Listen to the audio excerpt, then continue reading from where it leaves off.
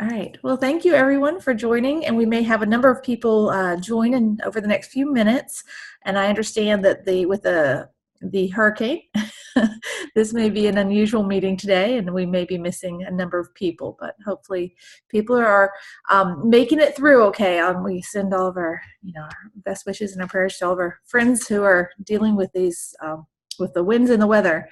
Speaking of which, we had a slight adjustment. I don't think you had speakers notification on the emails that you received, but today we are talking about extension of 4-H. So we have one member who is not with us who was going to be speaking on extension, Dr. Carla Sheldon down in Florida, and she had concerns about being able to access the internet today very effectively. So Dr. Onikia Brown has been amazing and has stepped in for her. They're both extension professionals, so they have great information to share. And ironically, because Dr. Brown, as she'll introduce herself in a minute, is in Alabama, but she is actually, because of the storm, without power at her house. So she had to come out and brave the storm to go find electricity elsewhere to make this presentation. So we really appreciate the extra efforts there, wind and storm. Dr. Stevenson, are you with us on the phone maybe? I am on the phone, yes. Excellent. Well, I'm actually going to start with you. So Dr. Stevenson, if it would be okay, I'm going to have everybody introduce themselves and give some background. And Dr. Stevenson is leading these efforts from UTIA, and she'll tell you all about that. And so you'll see correspondence coming through from UTIA, and she is making this all happen. So we're thrilled for her to be able to be here and as our leader here, give us a few opening statements. So I'll turn it over to you.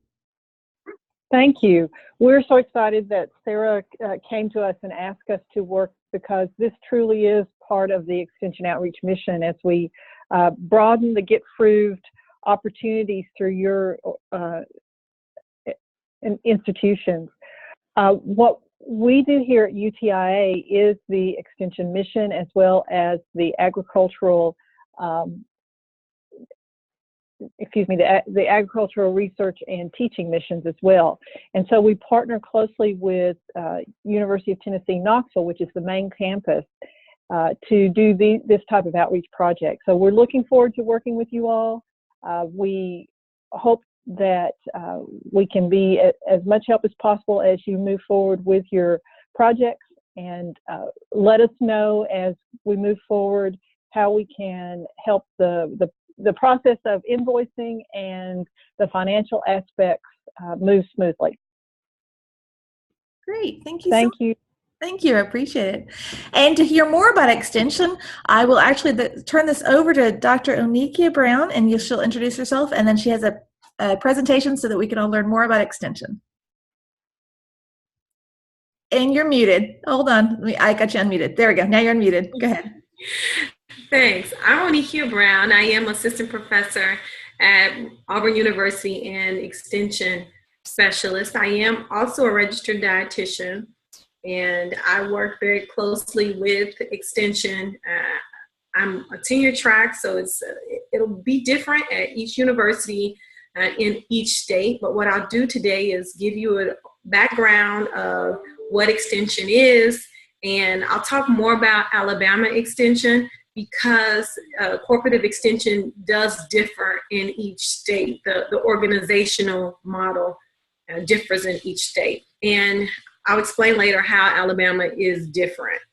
So let me go ahead and share my screen with you so that we can go ahead and get started. If you have any questions, please interrupt me. I'm okay with that. I feel very informal. Please excuse my hoodie. I am weathering the storm here. It's very windy and rainy, and I am without power at home, but I actually found a place where there's power and internet. So we'll go ahead and share my screen. There we go. And I apologize in advance for any faces I make because this is a webinar. Can you all see what I'm seeing? There we go. Okay. All right. So I'll talk today about extension. Our extension in Alabama includes Alabama A&M and Auburn universities. So I wish this was a classroom setting, because I'd ask, how many of you know what a land grant institution is? And by a raise of hands, how many that I can see? Okay.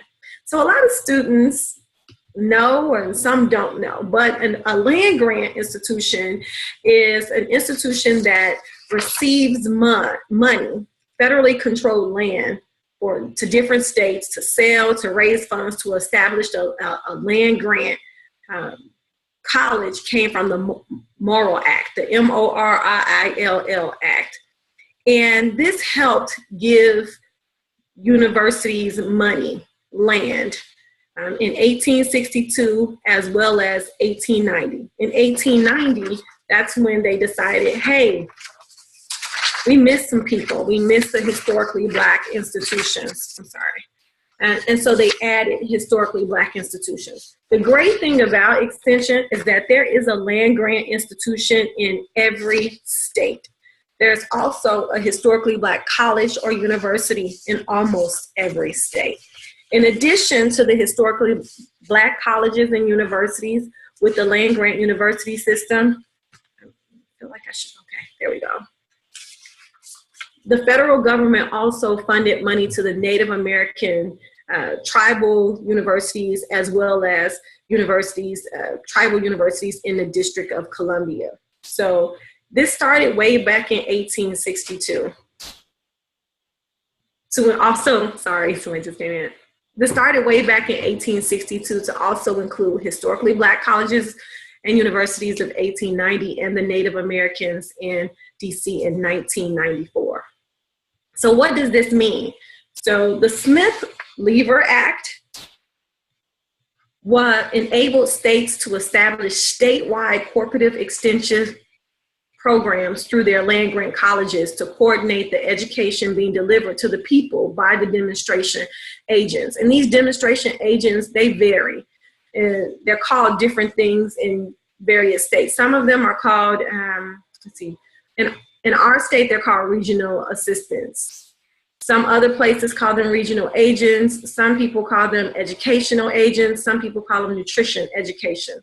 So the Smith-Lever Act really established the cooperative extension. Then cooperative extension begins in 1915, assisting minority farmers in 9 to serve counties by 1920. In 1915, this happened in Alabama, where it started assisting the small farmers, 20 small farmers. Now, when you think about the Smith-Lever Act, you think about the state and the university coming together to go out. So what we like to say in cooperative extension is that we do a great job of taking what is learned and taught from the university to the community. And way back then, that used to be farmers, but now it is more than farmers. Now it could be the teachers union, it could be the retirees association, it's 4-H, it's also through 4-H. And most people say, I've never heard of extension or what you do, but then they say they know about 4-H. 4-H is a part of extension. In 1971, extension in Alabama established at Alabama A&M University. In Alabama, extension is in 3 universities. It's Tuskegee University, where we say it originally started, and it originally started through the hands of George Washington Carver, who first pioneered the entire impact of taking education from the university through a mobile library. He did a mobile education for ag and going into ag. So in 1971, extension was established at Alabama A&M. So we remember that extension was established at Auburn University when? I know, I can't talk to you guys. 1862, okay? So 1862, Auburn University, and if you think back at your university or college, it happened, if you're at a land grant, it happened around 1862. You can think about the state you live in and what university it is. Then you think about the historically Black colleges. Those aren't really well known. amongst many people, but they are very popular in the Black community, and as well as Native American in DC. So Alabama, we actually have 2 tribal universities and 1, 2, 3, 4, 5 historically Black colleges, and Auburn is the initial land grant institution. And it was also called something else, Alabama State School, before it became Auburn University. So in 1995, Alabama became a cooperative extension system in that it merged our 1862 and our 1890 school, which is Auburn University, as well as the Alabama A&M and Tuskegee universities. Well, this is different, and Alabama is different in that this is one of the few states that does this. A lot of other states still have separate extension systems or extension organizations where they would have the Tuskegee is different, and Alabama A&M is different, and Auburn University is different. In Alabama, we are a system. So wherever you are, there is an extension, and you might have 2 different ones, but ours is combined. Any questions so far? Okay, can't see anyone.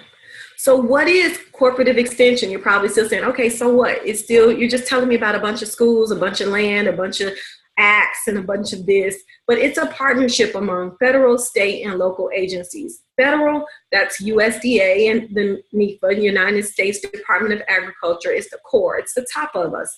And then we have the state, which is the land grant institutions. Remember, both the historically Black and the predominantly white institutions. And then you, at your local level, it's the county extension services. So each county does have extension, an extension house. That's wherever you are. Each county does extension work. And the work that we do in extension comes from the universities, comes from the research and the programming from the universities, and the professors like myself who do research and programming, and we put them out into the university, into the communities.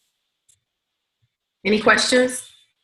So this is a good example. This is the state where we're going to say the state, the USDA, and then it goes from the university into our county. This is the state map of Alabama. And right now I am about right here. And so the storm is coming through this way, like up through there. And Huntsville is about right here. Birmingham is about right in there. So it's going to get everybody, just geographic information. So what is Extension's mission? It's to bring the university to the people, and not just the university, but the research, the education that we do, and not just to poor people, but to rural people. Those are people who also can't get into the university because they're farming, because their lifestyle otherwise does not permit them to come to the university and get the information. So the university takes it out. We provide it in 6 critical areas. Everyone knows 4-H. In agriculture, leadership development, natural resources, community and economic development, and family and consumer sciences. Nutrition comes under the family and consumer science. Oops, go back.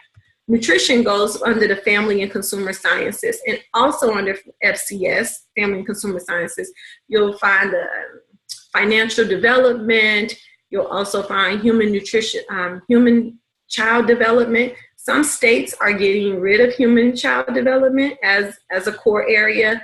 Some states are also opting to get rid of the human nutrition diet health teams also, because in a lot of places also, if you've heard of SNAP or NEP, SNAP is the Supplemental Nutrition Assistance Program, which used to be food stamps, or NEP, Nutrition Education Program. Those programs also fall under extension.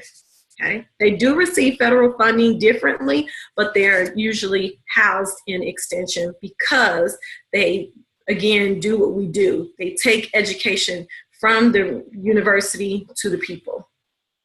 Any questions? You know, I like a little more interaction, so I'm going to start calling on people.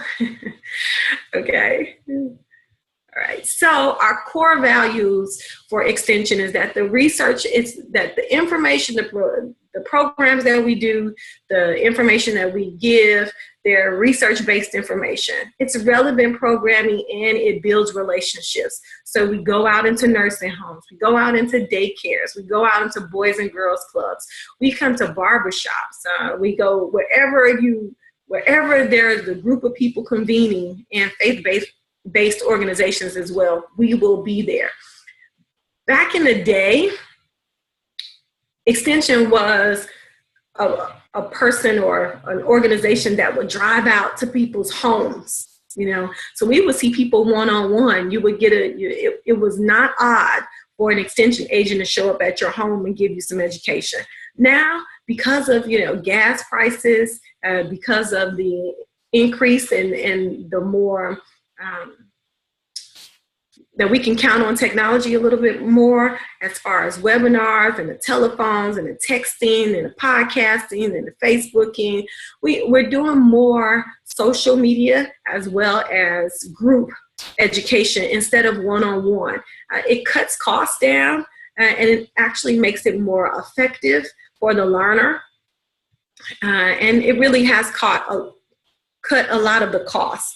So we do these programs and these research-based information programs to create awareness, to stimulate behavior change, and to improve conditions. And these are living conditions, whether they are to decrease food deserts, to increase physical fitness centers, to increase the irrigation in the neighborhood of an ag farmer. So mainly when you think about Extension, don't just think of ag because it goes beyond that.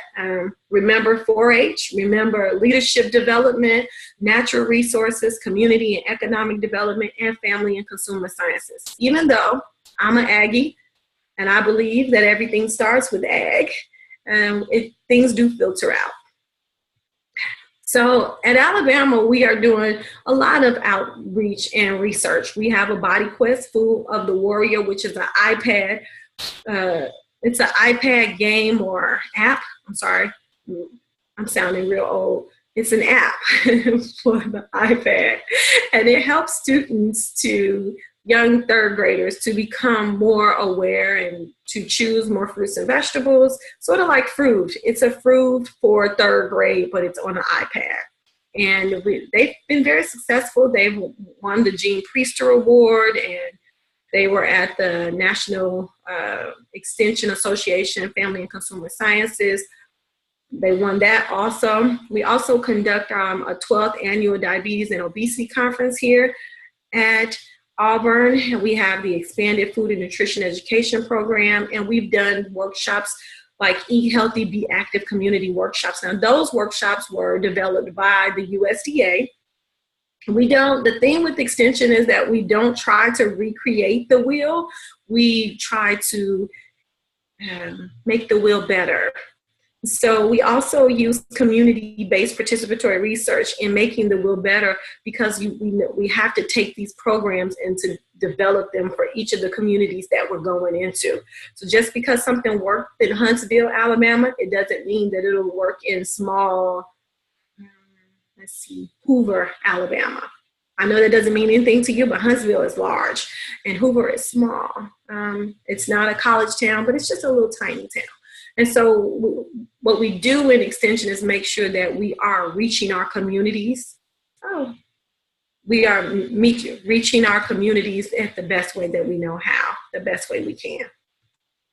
So if you're looking for employment, Extension is a place to look. Don't forget to look. And Onika, you have a question from the chat? I saw that, but I don't know how to do it. Okay. So they were asking, who are the participants in the workshops? Do you target any particular group? Participants could be anybody. They could be low income. Well, let me take that back. For SNAP, the participants have to meet low income criteria.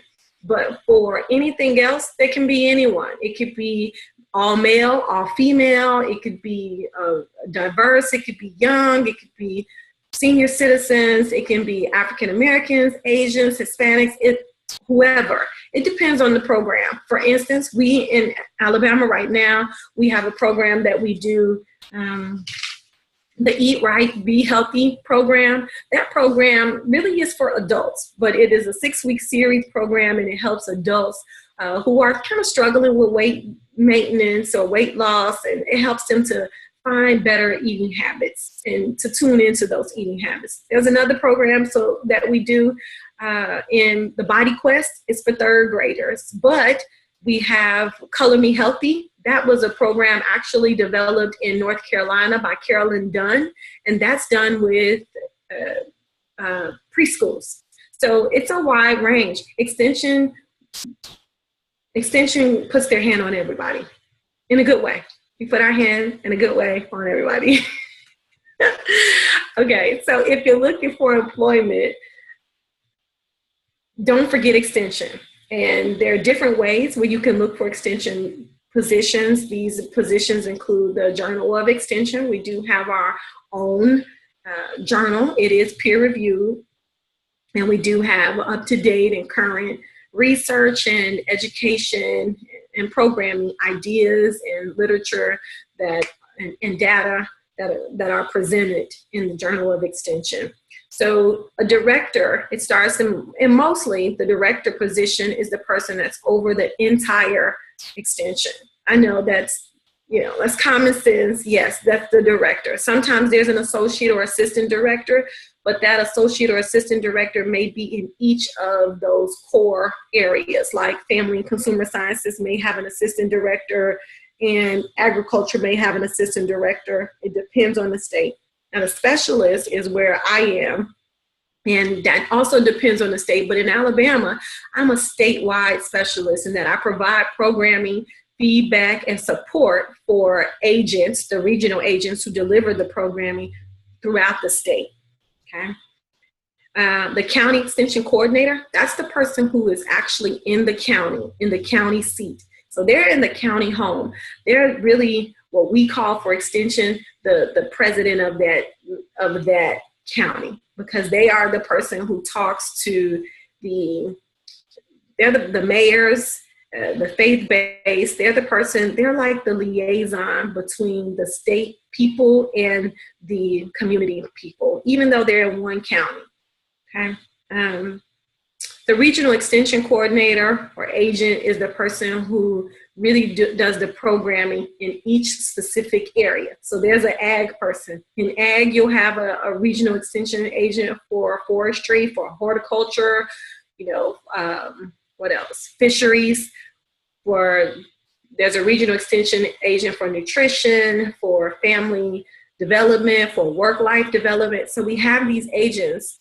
And then there's paraprofessionals. Those are the SNAP people now, and they go out and do education for low-income individuals only. The difference between the regional extension coordinators and the paraprofessionals is that the paraprofessionals don't have as much education as the regional extension coordinator. You don't have to have a bachelor's degree to be a paraprofessional. And usually the paraprofessional is the person who is in the community a little bit more than the regional extension coordinator. The great thing about extension is that they like to say this, I don't, but I'm going to say it because extension says it, that it is the worst or the best, best kept. Yeah, best kept secret. Yeah, no, you don't want to be a secret. It's not a secret, but the information that we provide is free. So if you want a program done on financial management, you just call extension and say, hey, we'd like to have this at our church. Nutrition, we'd like to have this at our church. Food safety, we'd like to have this at our church. And there's no charge. So it is a secret, but I hope all of you have ever heard of it. I hope all of you have at least attended one program. I hope all of you, if you haven't, are on the phone or searching the web right now looking for your nearest extension.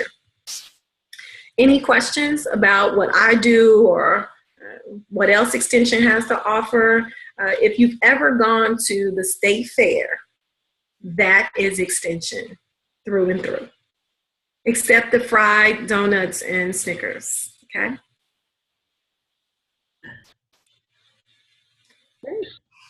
Any questions? Excellent. And some of you may be wondering how this relates to the Fruved project that you're working on. Well, it actually very much relates to it. Not only was the Fruved project developed with integration through extension professionals engaged in the development of the intervention, deciding the messaging, deciding the content, working with the students as equal partners throughout that process, but this is intended to be an extension project as it continues out nationwide. So we encourage you to reach out if you're not already connected through extension.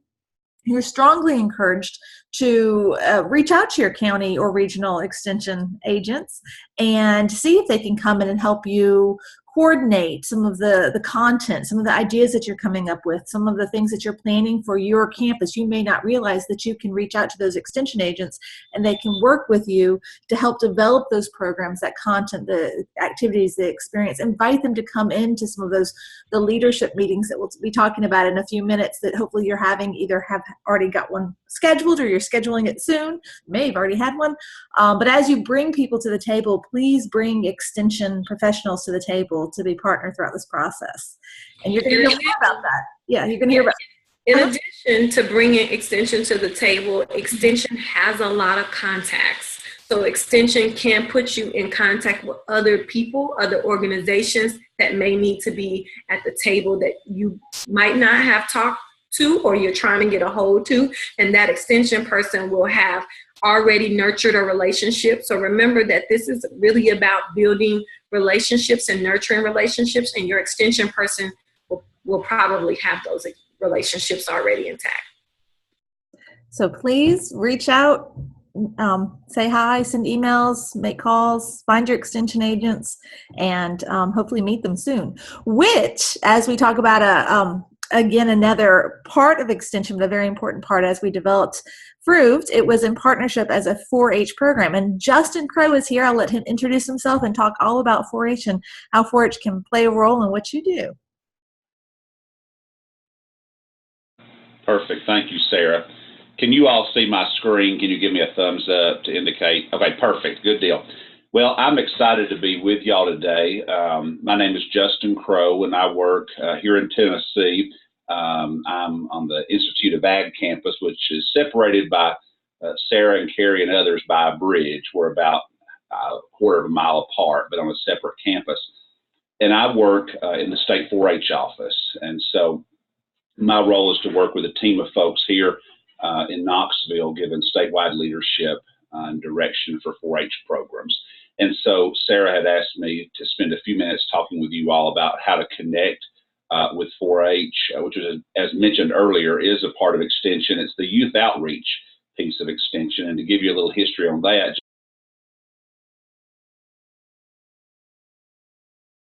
lots of the Extension agents realized they were not necessarily reaching the farmers out in the community with the information, because the farmers were hesitant for somebody coming from the university and trying to give them information. They were, apprehensive. And so they quickly realized that if they could provide educational experiences and impart knowledge to young people, then that could filter to their parents. And so it was sort of a roundabout way to reach farmers and folks in the family and that sort of thing. So that's really how Extension began.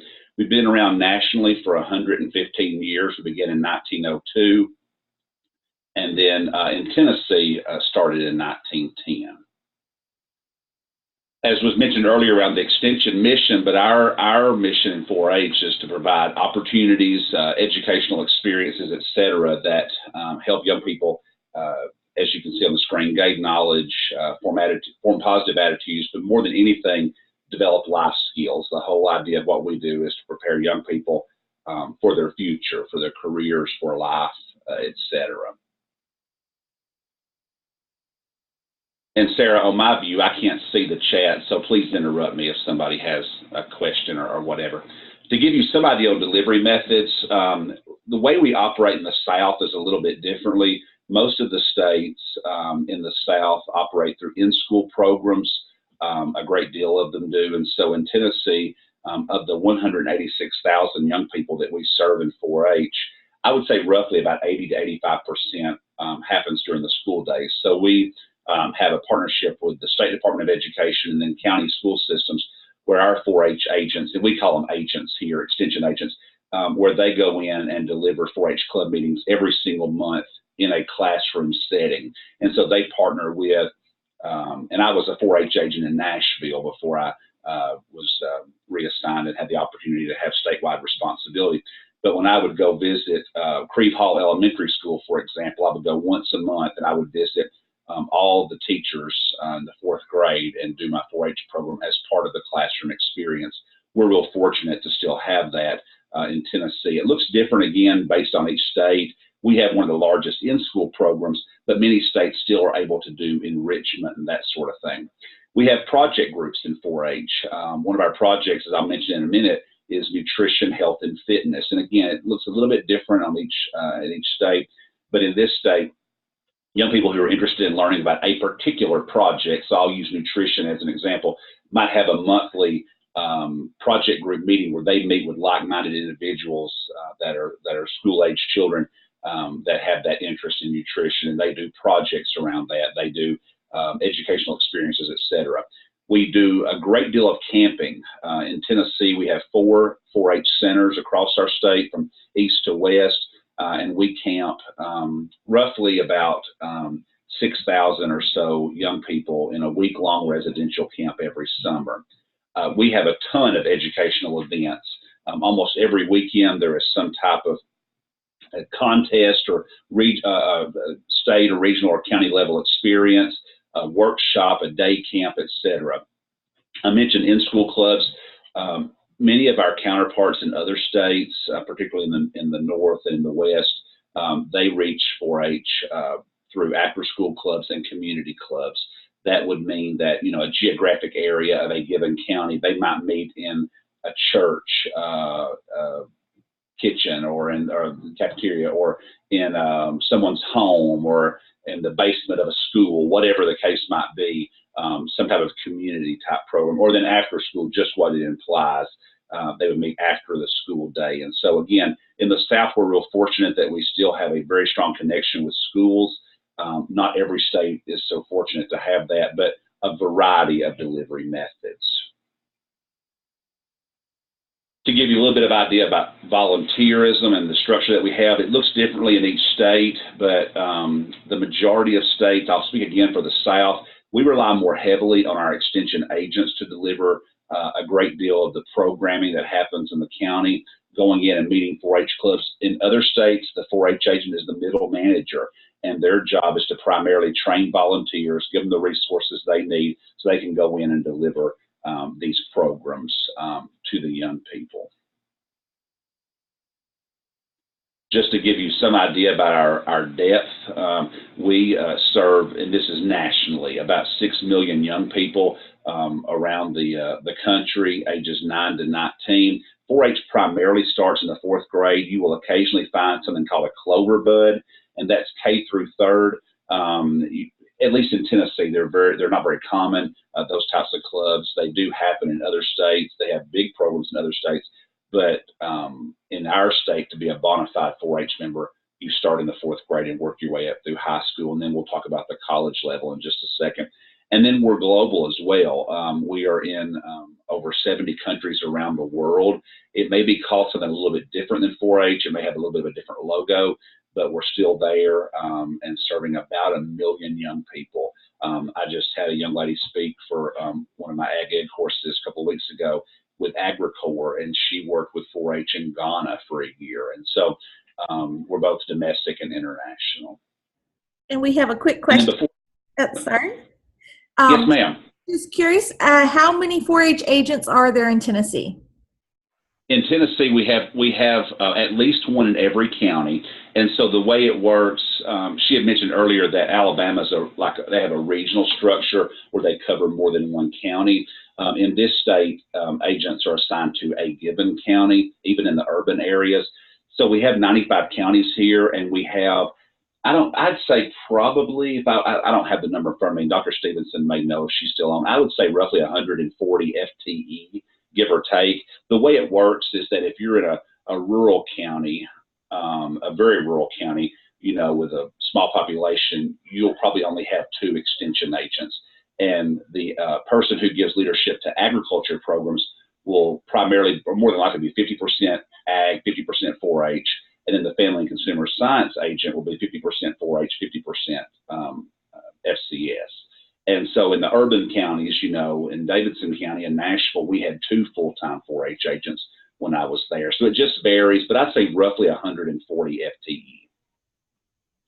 And to give you a little more perspective about when I mentioned projects, 4-H is what sets us apart from many other youth organizations is that we're project-based.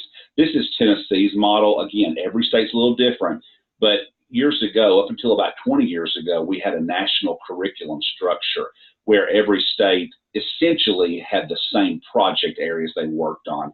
Most every state's going to have a nutrition project. Almost every state's going to have something around clothing or textiles. Most states are going to have all of these livestock projects, beef, sheep, swine, etc.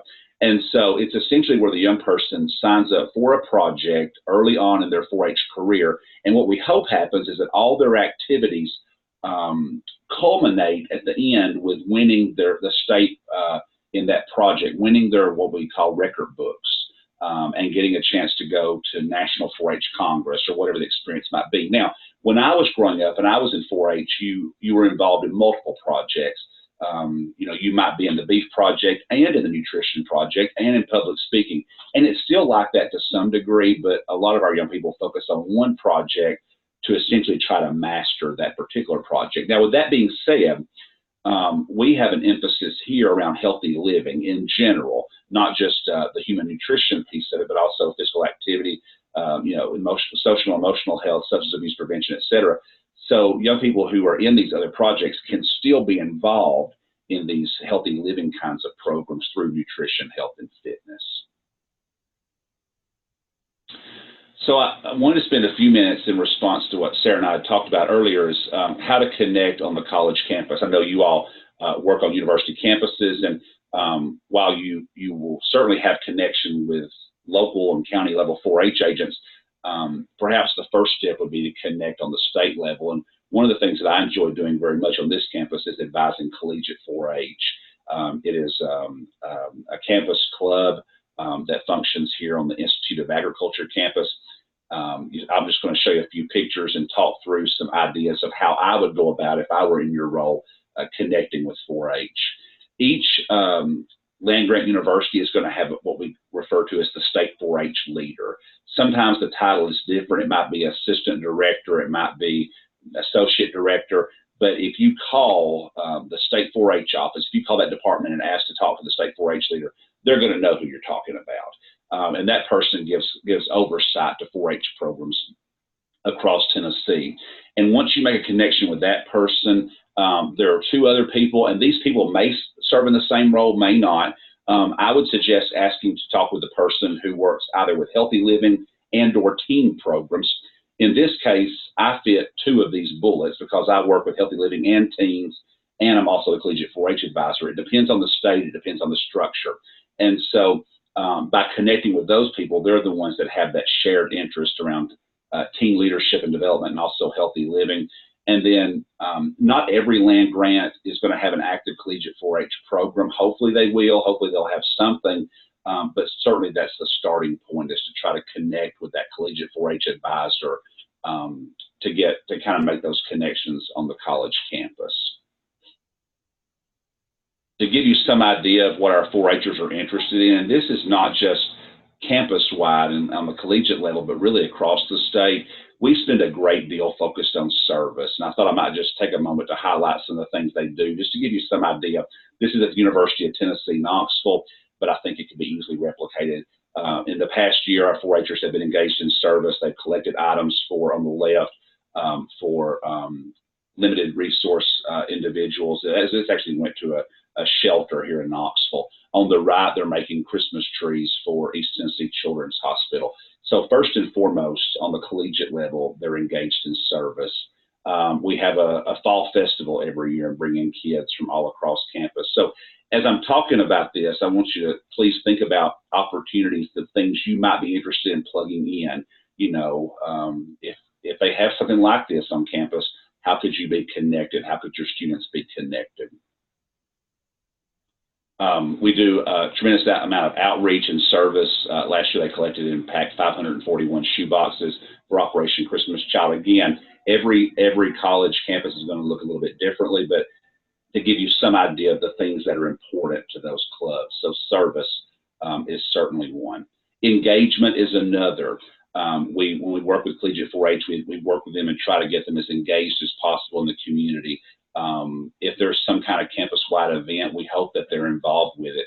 Relay for Life is a good example. They always have a booth at Relay for Life. During National 4-H Week, which is in October, we always go visit our president of the university system, Dr. DiPietro, and take him something on behalf of our department. So engaging them, making them connected into the community. Every year, our Collegiate 4-H members put on a 4K, so a modified, shortened version of a 5K. We got a grant a few years ago to do this and serve about 300 high school students across the state, really across the region, with a 4-H 4K to promote physical activity.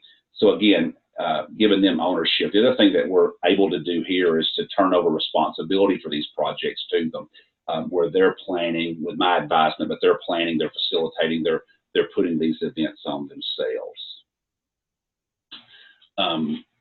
A lot of college campuses have 4-H Day at. So we do football games. We do one at Neyland Stadium with UT football. We do 2 basketball games, one for ladies, one for men's basketball, and then we also do a baseball game. So again, any way to connect, if it makes sense to connect the students you're working with some of these outreach types of opportunities, because many times they're going to have a captive audience. They're going to have these things going on. So rather than trying to reinvent outreach opportunities, as a possibility to connect with these things. And then just fun. We try to have social opportunities for these students as well. Here we went to the Biltmore and they raised money and went and toured the Biltmore. But as we think about what we do in 4-H, especially on the collegiate level, they're not as excited, they're not as interested, I guess, in project work. That was throughout their middle and high school years. But when they get on the college campus, they're all looking for service opportunities. On the Knoxville campus, they're trying to get 100 hours of service so they can get special recognition at graduation. They're thinking about their resume. They're trying to find engagement opportunities, ways to connect with alum, ways of connecting with industry leaders and university leaders, et cetera. And of course, we try to throw a little fun in there. So I guess the takeaway that I would add, and I'd be glad to answer any questions at the end, but if you have an opportunity, want to come and speak at one of the Collegiate 4-H meetings, I think that would always be welcomed. The state 4-H staffs, again, I can speak for Tennessee, but we have monthly meetings here on campus. Our department head, like other state 4-H leaders, I'm sure would be more than willing to have folks come brainstorm, how to better partner, how to further partner, et cetera. And then most states have some type of newsletter that they disseminate information across the state.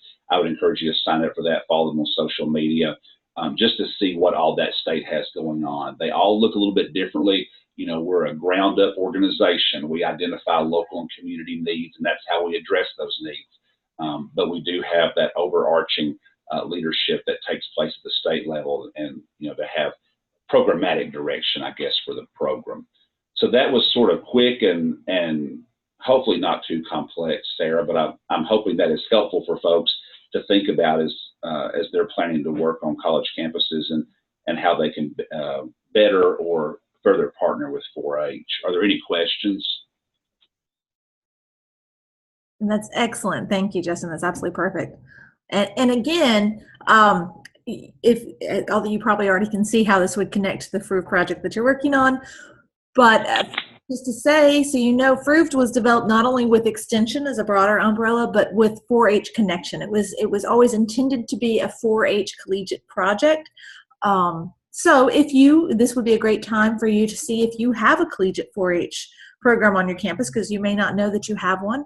And if you do, that'd be great opportunity to connect with that leader and those students. You know, as we do work on the campus to promote health, it's very helpful to have a strong team behind us as we're promoting these activities and events. So this may be an opportunity for you to reach out and make new connections if you don't already have them with 4-H. Definitely reaching out to that county extension agent if you do not have a collegiate 4-H already on your university or campus or at your school. There may be ways that you can bring 4-H in, because I know not everybody was thinking about collegiate 4-H, but there is obviously wonderful opportunity to collaborate at that collegiate level with 4-H. So hopefully some new things that you may not have thought of before in terms of how you may go throughout this year and implement the Fruved project. Questions? Okay. Well, I am going to take a moment at the end of each of our presentations. We'll have different topics throughout the year, but I will take a moment just to touch base with Fruved and answer some questions and remind everybody where we are and where you're going, and answer anything that might be burning at the moment. So again, that project overview, just to remind you where you are right now. Hopefully you have or are about to distribute those survey links. So that's your first priority, are to get those links out. Remember, you need to have at least 50 of those surveys completed by November 1st. The more the better. Please, and again, chat or speak up if you have questions, if there are any problems, if you haven't received a link, or if you have any questions about it, or any lingering IRB questions, please, this is a great time to ask them. And I will keep going, and you can always chat, and I will stop. Also, environmental audits. Hopefully you've already started to do that training online and have a plan for how you're going to approach doing those environmental audits throughout the fall. You do need to have your first, and that September 20th deadline. It's coming up really fast. Obviously, it's not a hard deadline in stone. It's okay if that's not looking feasible. It's flexible. It's okay. It was just to try to help you kind of keep on track. You really want to try to make a list of all the health-related programs, organizations on campus, and invite a leader or somebody from each of those organizations. And now you know, hopefully, to also invite somebody from Extension and somebody from 4-H to come to that meeting. And I do have a chat. Oops. I'm pushing strange buttons. Very dangerous. Okay. And Justin's letting us know that if you need any assistance reaching out to your 4-H state officer, please don't hesitate to give him send him an email. He is jcrow3@utk.edu. We will send that out through an email. Dr. Carrie Martin will help me with that email after this, and we'll send you a recording of this. And you can also, he gave his phone number as well, 865-974-2128. So we will make sure to share that with everybody. Thank you, Justin, for that offer. I appreciate that. So make sure you try to invite those leaders to that early meeting. At that early meeting that you're planning to have now, you'll take that toolkit, the Fruved toolkit, and you'll look through the different topic areas. There's actually a sheet in the toolkit, let us know if you need any help finding it, where it's a checklist to where you can document what's already planned for talk to the wellness center, see what they already have planned for the year. Talk to dining hall, see if they're doing, because you don't want to reinvent that wheel. So it will give you an opportunity to see what is happening. So that is a great question. Somebody asked, the IRB form that we're filling out for our college is asking how many participants are enrolled in the study to date. Is that the number of institutions participating? And if so, do you know how many in total? That's a great question. You might need to ask your IRB specifically. I actually remember off the top of my head, I think it's 5426, but let me verify with our statistician that number is right for a total. I think that sounds low. That may have just been the last time I had to fill out the IRB forms. So we'll get that number out to you for the total participants. However, if they're asking about your state specifically, obviously that number would probably be 0 until you've actually collected surveys. But so Carrie, if you'll help me remember to reach out, or you can reach out to Dr. Joe and see if we can get that number that they need that's most up to date. So that's total participants we've ever had in this study is what we need from her. Thank you. Good question. And keep them coming. These are exactly what this is for. So just as a reminder, as you move forward, next spring, you'll be doing the town hall meeting. You'll be meeting with administrators throughout the year. You're going to have at least those 4 health promotion activities. It's a great time to connect with Extension to see if they can help you with some of those activities. 4-H, those collegiate 4-H students would be a fantastic resource to have involved in if you need more people helping you with those help develop and implement those health promotion activities. We ask you to go ahead and start marketing what's going on your campus. It doesn't have to be what you're creating new for Fruved. You could be marketing what's going on. That's why that meeting with the other leaders on campus, the other programs and leaders, is so important, because until you have that meeting, it's very hard for you to know all the health related things that might be going on your campus. And then the Ripple mapping focus groups will be in the spring, but just to remind you, I'll keep referring back to this, and those online progress reports will be due throughout the year, and we'll give you a heads up on that. And we have another question. Their campus is located in an urban location, so they have lots of restaurants. We audit 30% of the restaurants within 1.5 mile radius of the campus. And actually, that's a great question, and I don't think Dr. Horacek's on the phone. Is there anybody on the phone or online? Sarah, can you hear me? Yes. Hi, this is Heather from SU. Hi. So I can take the question about the dining audits. Okay, and I think they're asking about restaurants, maybe specifically. Restaurants, okay. Because that has come up before with some of the more urban settings, but with it being a huge number if they actually were to follow the specific percentage that we're recommending. Right. And that number is not a hard and fast requirement. It's as long as it's a good representative sample of the establishments that are most frequently used by the student population. That's primarily what we're looking for. Okay, so it's a flexible number. That 30% is to give a guideline. It is, absolutely. But you can do what's realistic for your site. Okay, that's very helpful. Catherine, did you have a comment there? Because you were muted when you started to try to talk. Oh, I'm sorry. I'm also from Syracuse University. I wasn't aware that Heather was on as well. So she can, she knows way more about this than I do. So okay, I'll let her take that. Okay, sounds great. Thanks. And again, these are just the perfect kind of questions we're here to address today. So just a reminder, so you've already should have that survey link. Make sure that you have that. Let us know if you don't. The survey is for anybody and everybody at your school. It can be students, faculty, or staff. It's not only for freshmen. You can use that for everybody. Also, you should have also received the readiness and priorities for administrators. We recommend, there's no hard number on how many, that we did have a question come up on how many should be, how many administrators do you want filling out that other link. I would recommend at least 5 just so for that anonymous factor, because if you only have one person you send it to, well, you're going to know what the responses are. So if you can have a handful of people fill that survey out, it just helps with that being an anonymous response. But there's not a hard, fast rule on that as well. Again, we can answer questions if any about how to distribute that link. Email is probably the easiest. You can also put it in flyers. It's just harder for people to necessarily go from the flyer to the website. If you can put it on your school website, send it through classes, all of that's great. I mentioned the 50, at least 50, more is better. Don't forget they can stop and come back later, but they have to be on the same computer or browser. And we've taken care of, I think, everybody's end of survey options, but let us know if you have anything coming up. And your training was available, 8-1, those internet training lessons, and you had practice provided, and you had that short quiz. And we have a chat. Any recommendations on who to send the administrative survey to? No, I mean, I would send that to as many people as I could personally. You definitely, deans are really great, department heads, deans, and then anybody from the chancellor's office, provost office. As wide as you feel comfortable sending that out, the more perspectives you're going to get from administrators, it's going to help you. Can all students take the survey, not just freshmen? Definitely. You want to send that out to as many people as you can. And faculty and staff can take the survey.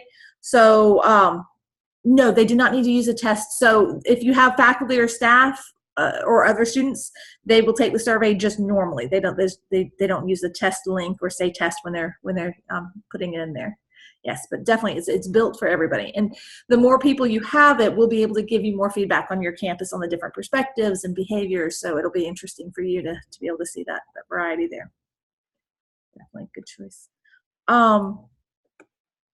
So just as a reminder, you do want that once a week at least to put out something socially in your social media for that social marketing to market either health concepts. And this is another place where we really worked with Extension, because as we had our students create memes and things that were going to go out through social media, we had that run through our Extension agent for approval to make sure the messaging was on point.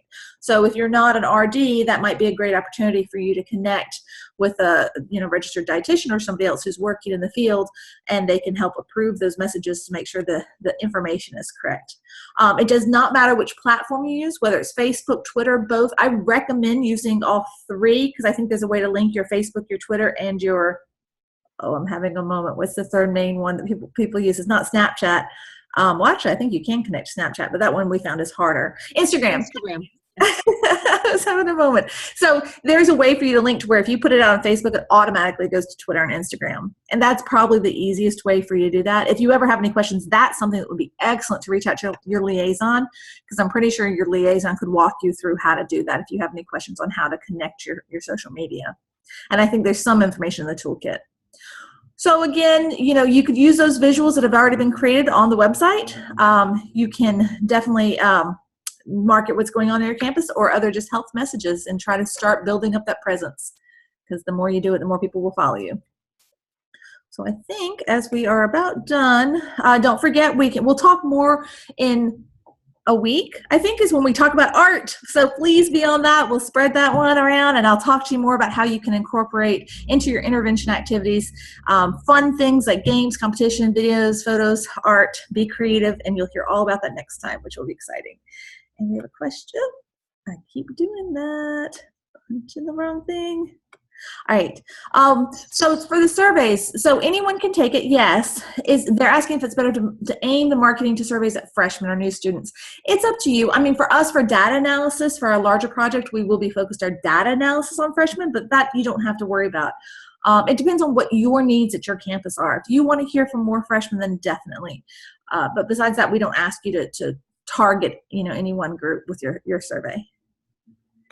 So just as a reminder, and we may have another whole meeting about this, you do have the option to become a Partnership for Healthier America Healthy Campus Initiative partner, and they have some guidelines that we've already made available, but we'll send them back out along with an optional questionnaire. We actually have 2 optional questionnaires we're probably going to send to you out soon. And those will help you guide some of the decisions you're making on your campus on what you want to work on. So you can send an email if you want some more information before that webinar. Otherwise, just recognize, and maybe you want to Google and look Partnership for Healthier America, Healthier Campus Initiative, and see a little bit about what they do. But basically, if you're interested in becoming a partner with them, they have a process, and there is an MOU that's completed between your campus and PHA. We can help facilitate that process, but it's a great national group to connect with that long-term. A lot of Fruved components may live on in PHA's Healthy Campus Initiative, so that's very exciting for all of us. So I think the last is just a reminder, please go ahead and start meeting with those organizational leaders. You'll be going over that toolkit in that first meeting. You'll be identifying what's going on campus already and coming up with that calendar of events, and you'll be using that to market the events. So that's where you should be right now. Surveys, environmental audits, and that meeting with your leaders on campus. So reminder, no indirects are allowed. You know that. Invoices, you've heard from Carrie, has sent out, Dr. Martin sent out sample invoices. So as soon as you send those back to us and we have you in the system as I can't remember the word for it is, vendor? Vendor.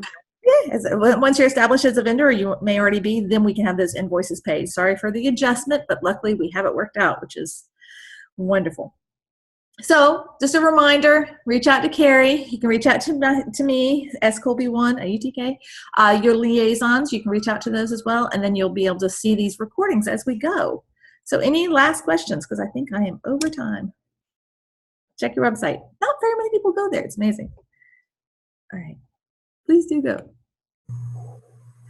All righty. We are officially 1 minute to, so if you have any questions, if you are an intervention group, we're going to step off and we're going to allow our control schools to stay on and we're going to keep going. So thank you everyone for being here. Please send us any questions you have by email.